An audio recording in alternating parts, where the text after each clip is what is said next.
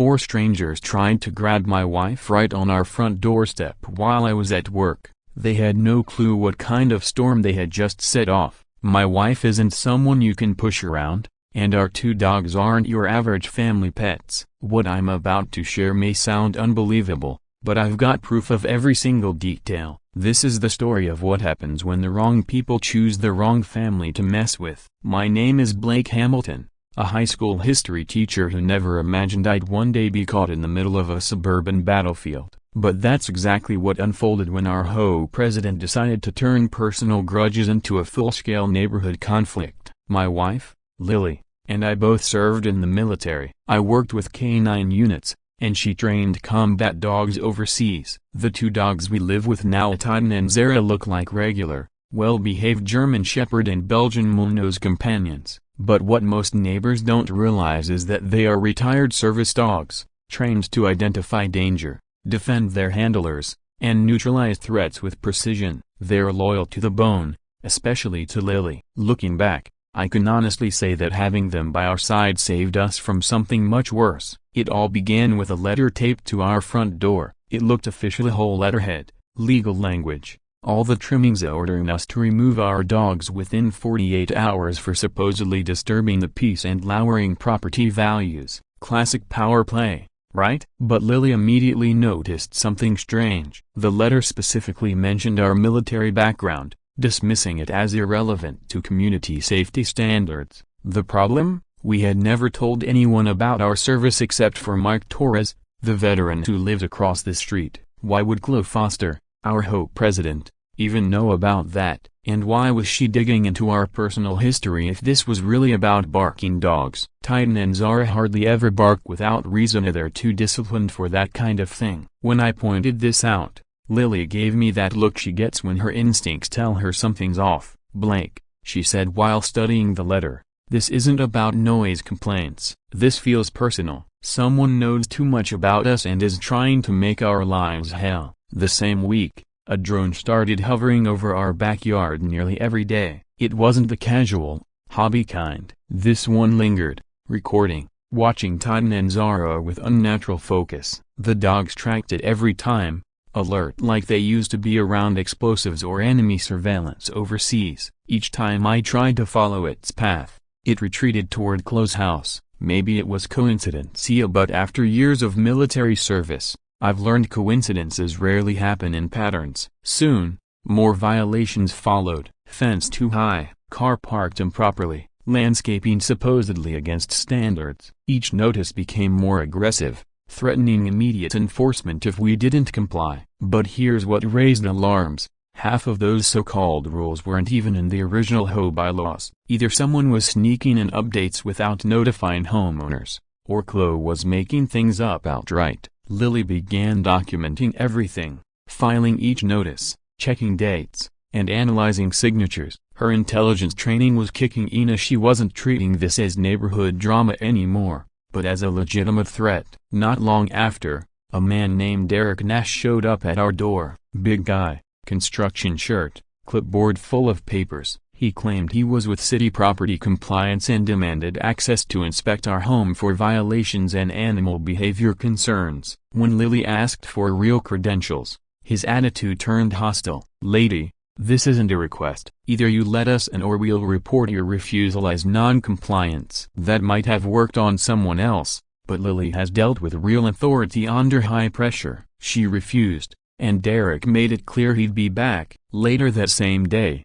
I found footprints and tool marks near our locked shed, a fresh sign someone had been testing our property security. When I showed Lily, she immediately shifted into tactical mode, mapping sight lines, checking vantage points, thinking like a soldier preparing defenses instead of a homeowner. She looked me dead in the eye and said, "They're not just harassing us, someone's gathering intel for a bigger move." The question I said, why? That night, we added motion sensors and adjusted our routines. Meanwhile, Lily started digging into Chloe Foster's past. What she uncovered explained a lot. Chloe had a shady history in real estate, sketchy deals, unethical practices, and a trail of ruined lives. This wasn't random harassment. It was calculated revenge, rooted in something personal. By the time Lily remembered exactly how she knew Chloe, and why Titan and Zara had always reacted so sharply to her. Everything made horrifying sense.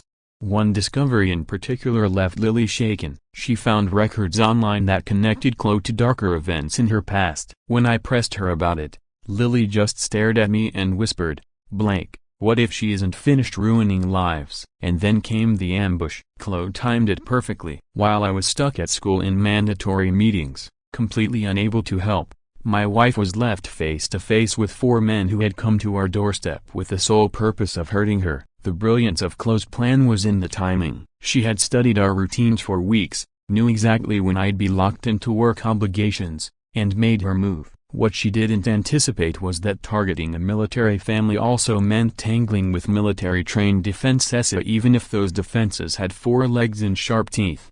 Around mid-morning, my phone started blowing up with frantic messages from Lily. The first said, "4 men at the door, claiming HOA emergency." The second, "Derek's here with fake city papers demanding entry." And then came the one that froze my blood. "Blank, they grabbed me." Dogs activated. That phrase, "dogs activated," told me everything. Titan and Zara had shifted from relaxed family pets into combat mode. And when trained military K9s recognize a threat to their handler, the outcome is never good for the attacker. I dropped everything, told my principal it was a family emergency, and sped home like my life depended on it. A 20-minute commute became 12 minutes of pure panic, praying I'd get there before things spiraled out of control. Later, I found out from our neighbor Mike Torres' security cameras just how calculated this ambush really was. Chloe had orchestrated the entire thing like a tactical operation. She stayed parked across the street, coordinating with Derek over the phone. The scheme was straightforward but vicious. Overwhelm Lily with phony authority, force the dogs to react defensively, then claim self-defense with witnesses ready to testify the animals were dangerous. Derek didn't come alone. He had recruited Jake Wilson and Tony Clark, both construction workers who believed they were helping with legitimate HOA business. They'd been told in advance that our dogs were aggressive, which set the stage for a dangerous misunderstanding. What those men didn't realize was that Titan and Zara were trained not to overreact if they only used the minimum force required to neutralize a threat. That difference would end up saving them from far worse injuries. The confrontation kicked off the moment Derek pounded on our front door. It wasn't a polite knock, it was the kind of aggressive hammering meant to rattle whoever answered. When Lily opened the door, Derek launched into his fake city inspector routine, waving a stack of official-looking papers stamped with bogus case numbers and legal jargon. To most people, it would have looked authentic. But Lily had spent years dealing with actual military documentation and spotted the flaws instantly: incorrect department names, mismatched stamps, and legal terms that sounded official but meant nothing. When she calmly asked for proper credentials, Derek's act collapsed. His voice hardened, his body language shifted, and he shoved forward into our doorway without permission. "This isn't a request," he snarled. "We're coming in whether you like it or not." Behind him, Jake and Tony split to the sides, moving into position like they'd practiced. It felt less like a compliance check and more like a coordinated home invasion. When Lily again refused entry, Derek gave Jake a sharp note caught perfectly on Mike's camera. That's when things escalated into violence. Jake lunged forward, seizing Lily's wrist hard enough to bruise and yanking her away from the entrance. "We need to secure the area first," he barked, as if manhandling someone's wife was standard inspection protocol. At the same time, Tony stepped in to block her escape route back inside, while Derek raised his phone, recording the entire thing. He probably thought he was about to capture evidence of Lily resisting authority. What his phone actually captured was something far more unforgettable: the raw, disciplined precision of military-trained K9s in action. The instant Jake's hand clamped onto Lily, the second Jake's hand clamped onto Lily, both dogs switched from calm companions to trained weapons in less than 2 seconds. Titan launched into what military handlers call a controlled takedown, sweeping Jake's legs out with surgical precision and pinning him flat against the ground, paws perfectly placed to restrain without causing real harm. At the same time, Zara shifted into a protective stance, cutting off Tony's escape routes and rumbling a low, steady growl that made it very clear she could end things if pushed further. The whole sequence lasted just moments, but watching it later on Mike's camera footage looked like witnessing a flawlessly choreographed military drill. Every movement was deliberate, disciplined, and executed with perfect restraint. The beauty of it, Derek's own phone captured the entire thing. Instead of showing dangerous dogs attacking innocent workers, the footage revealed two highly trained service animals responding to an assault exactly by the book and neutralizing threats without unnecessary aggression. Jake was immobilized but unharmed. Tony had his hands raised and was backing away, and both dogs were calmly awaiting Lily's next order. When she commanded, "Release guard position," Titan immediately lifted off Jake, and both dogs returned to alert stances without hesitation. That kind of obedience doesn't come from ordinary pets. It comes from years of combat training and an unbreakable bond with their handler. Within seconds, Derek realized the situation wasn't playing out how he'd planned. His dangerous dog's narrative was collapsing in real time, and the neighborhood was now pouring outside to see what was happening. Mike Torres had his camera running. Janet Hayes was filming from her kitchen window. At least 8 more neighbors had their phones out, capturing the whole confrontation from multiple angles. Every perspective told the same story: 4 trespassers on private property, one of them physically assaulting a woman, and 2 dogs protecting their family with exactly the force required. When Derek started yelling about vicious attacks and military weapons, our neighbors actually laughed at him. Mrs. Patterson shouted from her porch, "Those dogs showed more discipline than you fools did." Even Mr. Miller, who usually kept to himself, was telling Derek and his crew to get off our property before someone called the real police. The tide had turned, and Derek hadn't expected the community to stand united against him. Then Deputy Lisa Carter arrived. A veteran herself, she immediately understood what she was seeing. One glance at Titan and Zara sitting calmly, perfectly attentive while 4 men flailed and shouted about being attacked was all she needed. A true combat-trained dog doesn't stay composed after an unprovoked rampage. It either keeps engaging or returns to ready stance. Their discipline told her exactly who the aggressors were. She reviewed Mike's footage right on his phone. Each replay showed Derek signaling Jake, the grab on Lily, and the dogs responding with absolute precision. With her expression hardening, Carter turned to Derek and said, "Mr. Nash, what I see is assault on private property and lawful defense by trained animals. Care to explain why you're claiming authority you clearly don't have?" The interrogation that followed was priceless. Derek doubled down, insisting he was operating under city authority. Carter cut him off, demanding his inspector license number, employee ID, and supervisor contact. He had none. Jake and Tony immediately started distancing themselves, claiming they'd been hired just for the day and didn't know anything about false documents. Tony outright exposed Derek, admitting he'd been paid a couple $100 for official work but never saw real paperwork. When Carter pressed who hired them, both men pointed straight at Derek, who was, by then, handcuffed to Mike's porch railing, frantically trying to delete files from his phone. Too late. Carter seized the phone, scrolling through a goldmine of incriminating evidence. Messages between Derek and Chloe stretched back months discussing timing, payments for hired muscle, and even photos of our home marked up with notes on blind spots and approach routes. As she scrolled, Derek's phone buzzed non-stop with fresh messages. Carter's face turned grim as she read them, then looked at me and asked the question that shifted everything. "Mr. Hamilton, how many other families do you think they've tried this on?" That phone was a treasure chest of stupidity. 8 months of text chains, surveillance notes, and payment records laid out like a criminal blueprint. Carter shook her head in disbelief as she read message after message aloud, at Chloe giving orders, Derek reporting back, details of our schedules, even precise timings of when Lily walked Titan and Zara.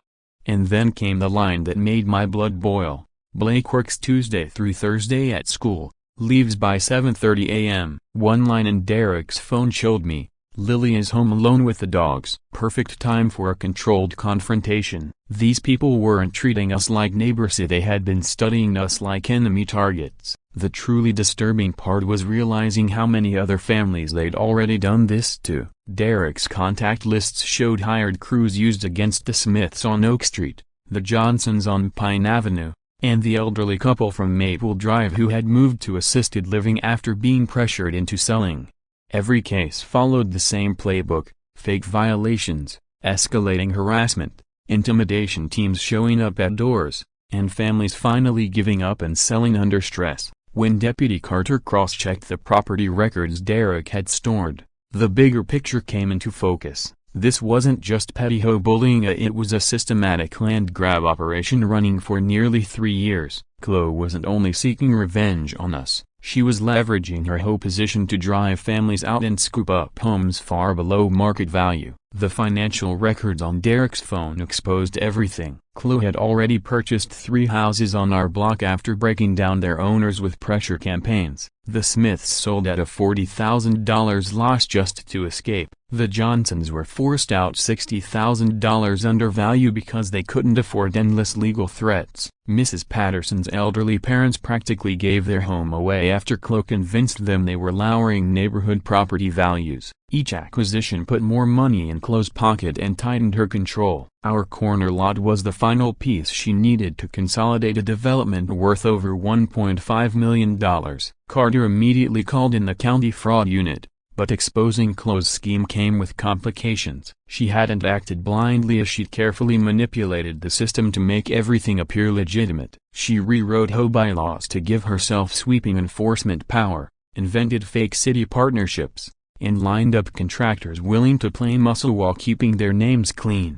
Ironically, the very obsession that drove her to document every detail would be what destroyed her. The investigators said her meticulous records made their job easier, but court cases take time, and meanwhile, we still had to live next door to someone who had already escalated from paper threats to physical assault. The neighborhood's reaction was mixed. Half were outraged once they saw Mike's footage and realized what had really happened. They started sharing their own experiences of bogus violations, intimidation letters, fines that never made sense. Janet Hayes admitted she'd been quietly paying fake HOA fees for months just to keep Chloe off her back. And she wasn't the only one. The other half, however, were hesitant. Some were afraid of becoming Chloe's next target, while others worried that taking sides would tank everyone's property values. One neighbor even suggested we should just move somewhere better suited for big dogs. That nearly pushed me over the edge. By the end of the week, Chloe had regrouped and struck back in a way that showed just how ruthless and intelligent she really was. Instead of retreating after Derek's arrest, she doubled down legally, filing formal complaints with animal control. She accused Titan and Zara of displaying aggressive behavior that made them a community threat. She even produced sworn statements from Jake and Tony, who were now desperate to avoid charges and willing to perjure themselves, claiming our dogs menaced them during a legitimate inspection. Without video proof showing Derek's crew as the aggressors, Animal Control had no choice but to schedule a behavioral evaluation for Titan and Zara. And that's where the trap lay. If the dogs displayed even natural protective instincts during testing, evaluators could classify them as dangerous animals and order them permanently seized. It was a brilliant legal maneuver, simple, yet devastating. Military-trained dogs are bred to protect. That's their purpose. But to civilian evaluators who don't understand the difference between defense and aggression, that same training could look like a threat. Deputy Carter spelled it out plainly. Even though your dogs acted in self-defense, their training could count against them. Controlled aggression might be read as evidence they don't belong in civilian life. The animal control assessment was set for the following Friday, giving us exactly 1 week to prove that Chloe's complaints weren't about public safety at all but part of her broader fraud scheme. That week felt like living inside a slow-moving nightmare. Every morning, I woke up with the same fear gnawing at me: Titan and Zara might be taken away, not for anything they'd done wrong, but because they had done exactly what they were trained to do: protect us. Lily barely slept. Most nights she sat hunched over the dining room table, surrounded by printouts and case law, teaching herself everything she could about K9 legal precedent in hopes of finding some kind of defense. Meanwhile, Chloe went to work poisoning the neighborhood. She whispered to anyone who'd listen that we were hiding the true nature of our dogs. She even circulated photos she'd pulled from military K9 training exercises online, claiming they showed Titan and Zara in action. Parents were warned to keep their children off our block. It wasn't just harassment anymore, it was psychological warfare.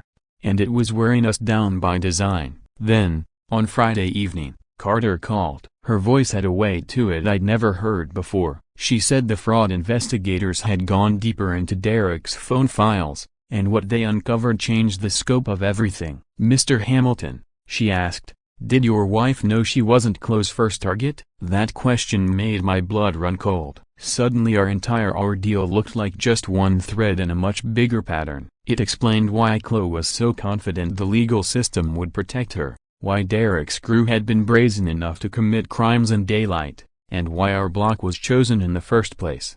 The next morning the California air was crisp, the kind that usually makes you feel like life is good. But I couldn't shake the knot in my gut. The dog's official assessment was still 6 days away, but Chloe wasn't willing to wait that long. She was about to make the move that would unravel her entire campaign. Around 10 a.m., I was loading groceries into the truck when Chloe's SUV pulled up with 3 other vehicles in tow. Derek wasn't there. He was still cooling off in County Lockupa, but she brought in new muscle. 4 men climbed out, rough-looking construction workers by their gear, but the type that did side jobs no contractor would ever list on paper.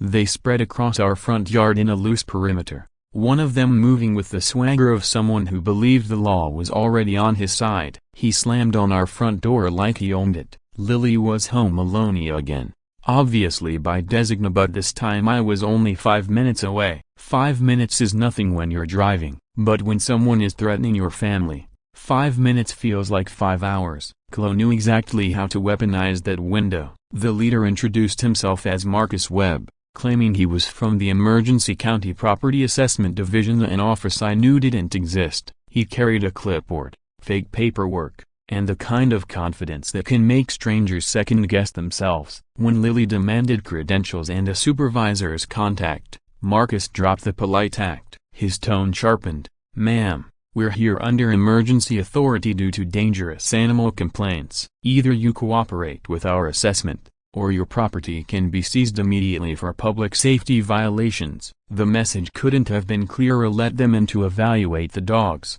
or lose the house. It was a sharp escalation of Chloe's legal warfare, but she didn't realize she'd finally crossed the line that would turn the tide.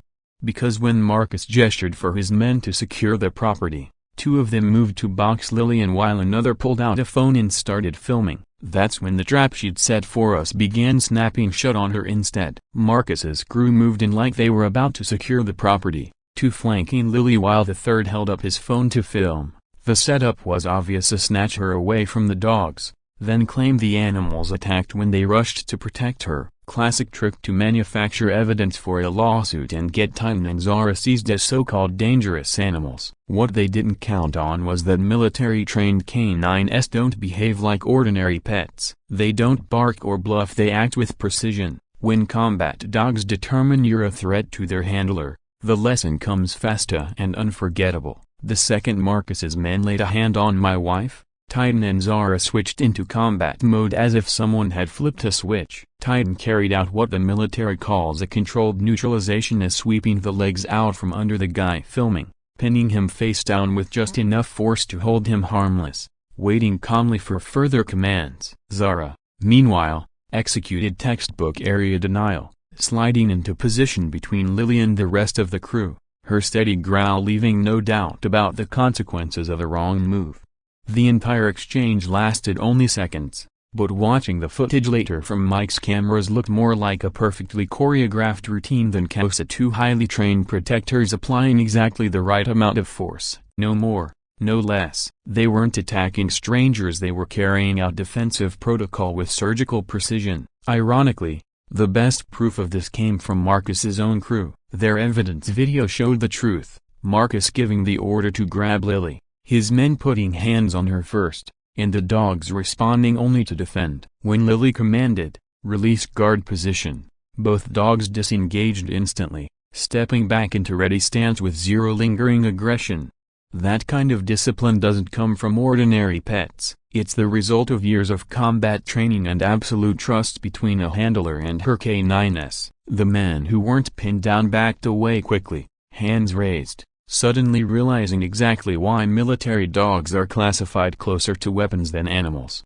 By then, the neighborhood had erupted. It was as if someone fired a starting pistol for the angriest block gathering in history. Mike Torres rushed across the street. Janet Hayes came out already recording on her phone, and a dozen other neighbors crowded outside. Everyone could see clearly what had happened. 4 strangers trespassing, assaulting Lily, and 2 dogs responding with more restraint than most humans could have managed.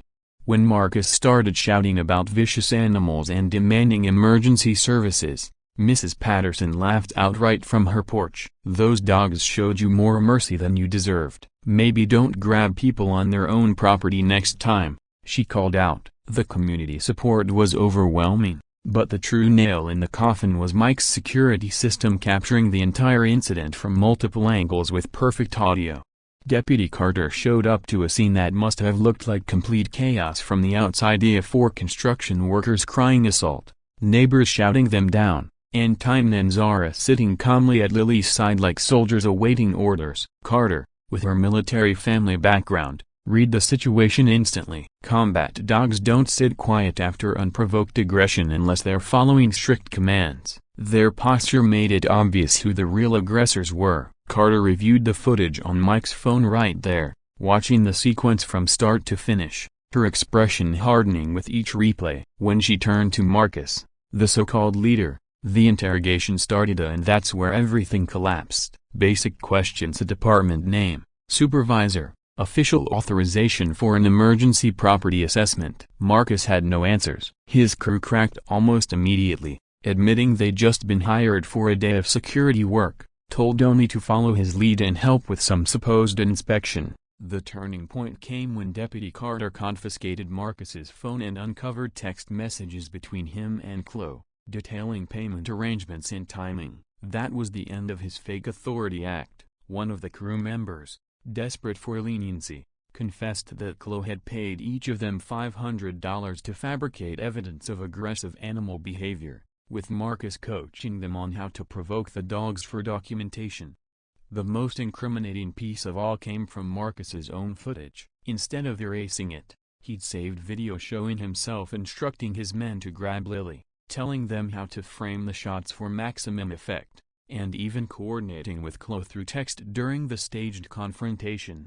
"Mr. Webb," Carter said, her voice flat and unyielding, "this is premeditated assault in coordination with Miss Foster. Care to explain why you're claiming self-defense against 2 service dogs who were protecting their handler from an attack?" Marcus tried to delete messages while already cuffed, which only added tampering to his list of charges. When the animal control supervisor reviewed the footage, she asked a question that made the entire street fall silent. If these dogs are truly dangerous, why didn't they attack when they clearly had the chance?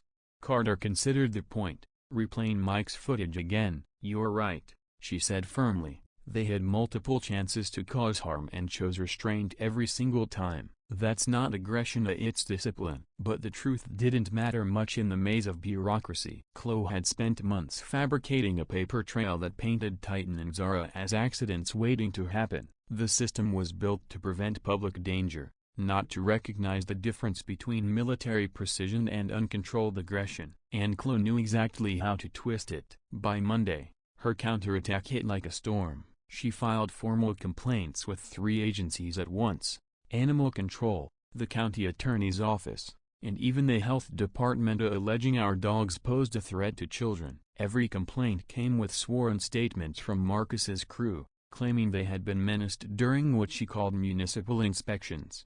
It was a masterpiece of manipulation. Each agency believed it had jurisdiction, and the behavioral assessment scheduled for Friday became a trap waiting to snap shut. The criteria were stacked against Titan and Zara: simulated assaults on Lily, loud noises meant to trigger defensive responses, strangers handling them roughly. In other words, scenarios designed to activate their training and guarantee they'd be branded dangerous. Mr. Hamilton, the coordinator, explained bluntly, "Civilian regulations demand zero aggression. Any protective response, no matter how controlled, means automatic classification as dangerous." Their greatest strength had been turned into a liability. Chloe wasn't done.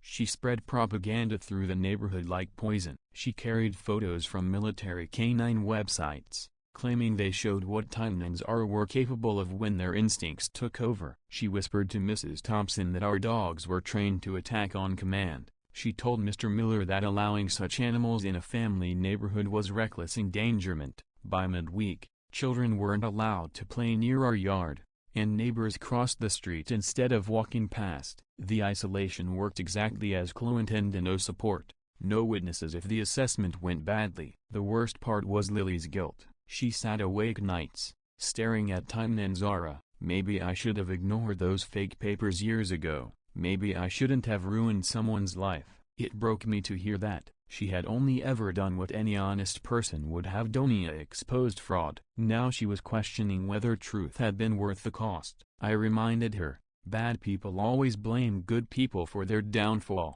and Chloe's actions were proof exposing her had been the right choice. Our lawyer gave us little hope. Even with video evidence of trespass and assault, California law put the burden on us. Military training, which had made the dogs so precise, now worked against them in civilian court. The lawyer was blunt. Best case, you keep them under strict monitoring for 2 years. Worst case, they're destroyed. Friday arrived like a sentence. Officers came with restraints and clipboards. Chloe and Marcus stood across the street, smug spectators at a show they thought they controlled. The test began. Titan and Zara breezed through basic obedience. But when the scenarios escalated to aggressive approaches, loud crashes, strangers tugging at Lily, the struggle showed. Titan's muscles trembled with restraint. Zara shook with the effort of staying in place. Their protective instincts, the very thing that had saved lives overseas, were now written down as negative behavior. Just as the coordinator was about to declare them dangerous, Tina Coleman burst onto the scene with a USB drive clutched in her hand. Trembling but determined, she handed it to Carter and confessed. "Everything is fake," she said. "The HOA, the city approvals, even this assessment. I've been keeping records of 3 years' worth. Fraud, financial theft, recorded calls. Chloe's been running a land scheme using fake authority, and you're just the latest victims." The evidence was devastating. The communications between Chloe, Marcus, and Derek, systematic harassment campaigns across neighborhoods, financial records proving over $600,000 stolen in fake HOA fees, and recordings where Chloe bragged about breaking families who resisted. It was no longer just our fight. It was a federal investigation now. As deputies moved in to arrest her, Chloe screamed at Titan and Zara, hatred dripping from her voice. "This is all your fault. Everything was perfect before you ruined it." But the dogs only sat calmly at Lily's side, tails wagging for the first time in weeks. They had served their country, protected their family, and now exposed a criminal enterprise that had destroyed countless lives. Mission complete. For Titan and Zara, the mission was complete. Deputy Carter turned to the assessment coordinator and said words that lifted the weight from my shoulders. "I think we can cancel this evaluation. These dogs just helped us uncover the largest HOA fraud case in county history." As FBI vehicles rolled in to secure the scene, Agent Morgan approached me with a question that cut deeper than I expected. "Mr. Hamilton, how many other families do you think they've done this to?" That one question opened the door to something far bigger than our ordeal. The FBI's White-Collar Crimes Division had been tracking suspicious HOA activities across several counties for years, but they had never been able to connect the pieces. Tina's USB drive gave them a complete blueprint of a well-organized criminal enterprise. Over the next 3 days, the truth unraveled. Chloe hadn't just waged a personal vendetta, she'd built an entire system of exploitation. Fake HOAs were established in 7 neighborhoods, with over 400 families paying unlawful fees. Through intimidation and harassment campaigns, families were forced into selling their homes at below-market prices. The theft added up to more than $2.3 million in fraudulent HOA collections and another $800,000 in property scams. Every neighborhood followed the same playbook. Chloe would insert herself into HOA leadership using falsified credentials, rewrite the bylaws to centralize power in her hands, and then target specific properties for acquisition. Families like the Smiths, the Johnsons, even Mrs. Patterson's parents, and none of them had been random victims. They were part of a calculated land grab that had been running nearly 4 years. The darkest discovery was how she'd built her network. Derek wasn't just her boyfriend, he was her partner in crime. Together, They recruited and trained crews, teaching them intimidation tactics, sharing playbooks for breaking resistant homeowners, and coordinating with corrupt inspectors and phony city officials. Evidence showed at least 30 families had been forced from their homes through these schemes. By the following week, the media storm hit. Local coverage turned national, and soon our street was swarming with reporters eager to spotlight the military couple whose dogs exposed a housing fraud ring. Photographers camped outside to capture images of Titan and Zara, and journalists called non-stop for interviews. The story was irresistible: loyal service animals, suburban corruption, and a fraud queen brought down by her own arrogance. Lily despised the attention, but I'll admit there was some satisfaction in seeing Chloe's mugshot broadcast everywhere under headlines calling her the HOA fraud queen and neighborhood terrorizer. But even from her jail cell, Chloe wasn't finished. Her attorney filed an emergency motion claiming Titan and Zara were unregistered military weapons being illegally housed by civilians, and demanded their immediate seizure pending a federal review. It was a twisted but clever move. If the dogs were considered weapons instead of pets, their presence in a civilian household could be ruled illegal. The lawsuit wasn't about winning, it was about trapping Titan and Zara in legal limbo and draining us financially with endless hearings. The court date was set for the following Tuesday, giving us just days to mount a defense. Our lawyer explained it bluntly: even though Chloe's fraud is exposed, this is a separate issue. You must prove military-trained dogs can live safely in civilian life without special permits, otherwise, they can be seized regardless of her criminal record. The irony was brutal. The very discipline and restraint Titan and Zara had shown during the assault of the same qualities that saved lives were now being twisted into evidence against them. Chloe's argument used her own crimes as proof that our dogs were too dangerous to keep. Yet, in our darkest moment, the community stood with us. Mike Torres organized a defense fund. Janet Hayes launched a petition that gathered more than 800 signatures within days. Neighbors who once stayed silent out of fear began stepping forward. Mrs. Patterson admitted she'd paid over $3,000 in bogus HOA fees just to avoid Chloe's wrath. The Millers confessed they'd nearly sold their house after months of false violations. Even families from other neighborhoods reached out with their own stories of harassment.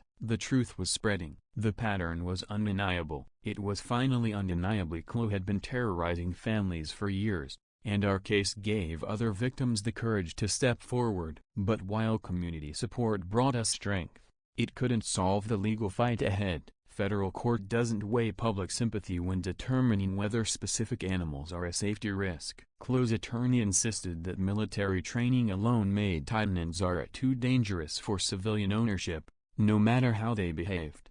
The judge scheduled expert testimony from both sides. Military K9 trainers prepared to explain the difference between combat animals and family companions, while animal behaviorists were said to argue that such training could never be fully separated from aggression in a domestic setting. Our entire future now hinged on convincing a federal judge that discipline, love, and responsible handling could turn specialized training into protection and not danger.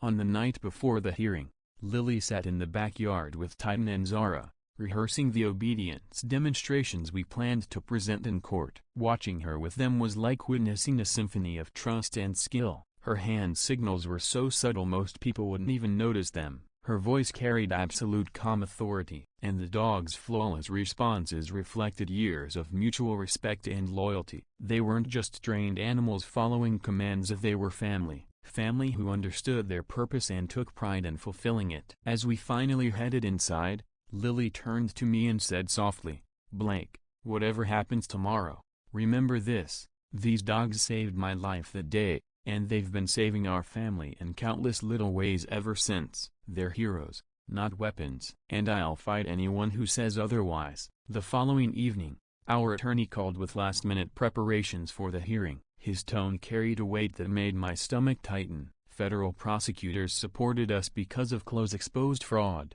but animal control continued to argue that military-trained dogs required special restrictions regardless of circumstance. The judge would now have to balance public safety concerns with property rights and animal welfare, our family's future hanging in the outcome.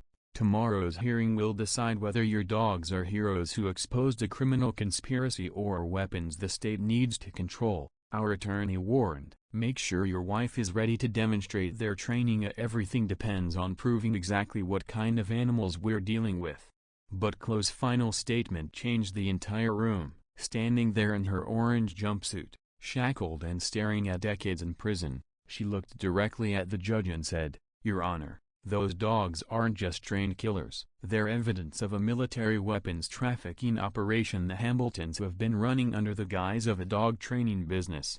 The courtroom froze. Even our lawyer stopped writing. It was her last desperate attempt to destroy us, even if she couldn't save herself. The judge leaned forward, curious, because accusations of federal weapons trafficking aren't something you dismiss casually. Chloe's lawyer tried to silence her, but she doubled down, weaving a fantasy about Lily's business being a cover for illegally selling military dogs to civilians. It was absurd but dangerous, the kind of lie that could bog us down in endless federal red tape while Titan and Zara sat locked away in custody. That's when Agent Morgan rose and calmly delivered the most satisfying rebuttal I've ever heard. He told the court the FBI had already verified our dog's transfer records, retirement papers, and service documentation through Department of Defense databases. "Your Honor," he said firmly, "Miss Foster's claims are categorically false and amount to nothing more than a final act of witness intimidation."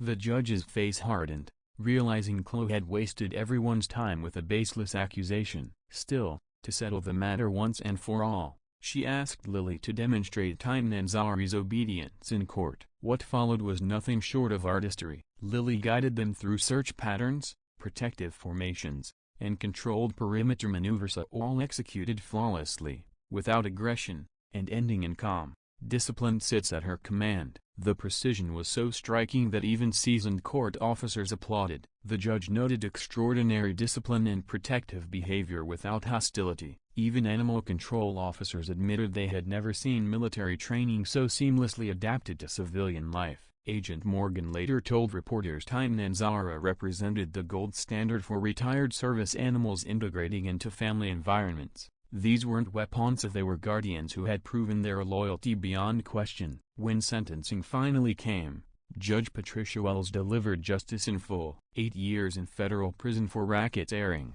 fraud, and organized crime, $1.2 million restitution to victims, a permanent ban from HOA and property management involvement, complete forfeiture of assets, from her house to her surveillance car. Her closing words cut sharper than any headline. "You use trust to terrorize families. You turn communities into weapons for your own gain." This sentence reflects not only your crimes but your utter lack of remorse. The media went into overdrive. Local outlets ran with "Ho fraud queen gets 8 years," while national headlines declared military dogs expose housing scam. Chloe became a meme, her tear-streaked transport photo mocked across the internet. 6 months later, our neighborhood was thriving. The fake HOA dissolved, fraudulent fees are refunded, and families reinvesting in real improvements instead of protection money. Property values climbed. Mike Torres hosted monthly block parties where Titan and Zara became community celebrities, gentle with children,